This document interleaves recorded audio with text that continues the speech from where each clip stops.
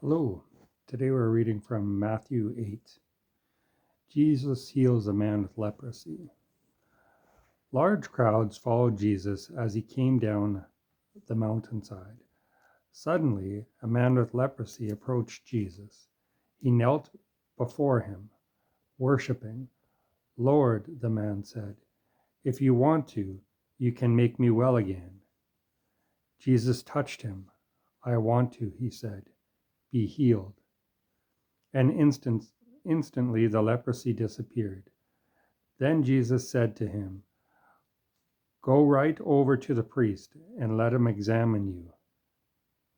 Don't talk to anyone along the way. Take along the offering required in the law of Moses for those who have been healed of leprosy, so everyone will have proof of your healing. Faith of the Roman officer. When Jesus arrived in Capernaum, a Roman officer came and pleaded with him, Lord, my young servant lies in bed, paralyzed and racked with pain. Jesus said, I will come and heal him. Then the officer said, Lord, I am not worthy to have you come into my home. Just say the word from where you are, and my servant will be healed. I know because I am under the authority of my superior officers, and I have authority over my soldiers. I only need say, go, and they go, or come, and they come. And if I say to my slaves, do this or that, they do it. When Jesus heard this, he was amazed. Turning to the crowd, he said, I tell you the truth, I haven't seen faith like this in all the land of Israel. And I tell you this, that many Gentiles will come from all over the world and sit down with Abraham, Isaac, and Jacob at the feast in the kingdom of heaven. But many Israelites, those whom the kingdom were prepared, will be cast into outer darkness, where there will be weeping and gnashing of teeth. Then Jesus said to the Roman officer, go on home. What you have believed has happened. And the young servant was healed that same hour. Jesus heals many people. When Jesus arrived at Peter's house, Peter's mother-in-law was in bed with a high fever. But when Jesus touched her hand, the fever left her. Then she got up and prepared a meal for him. That evening, many demon-possessed people were brought to Jesus. All the spirits fled when he commanded them to leave, and he healed all the sick. This fulfilled the word of the Lord through Isaiah, who said, he took our sicknesses and removed our diseases. The cost of following Jesus. When Jesus noticed how large the crowd was growing, he instructed his disciples to cross to the other side of the lake.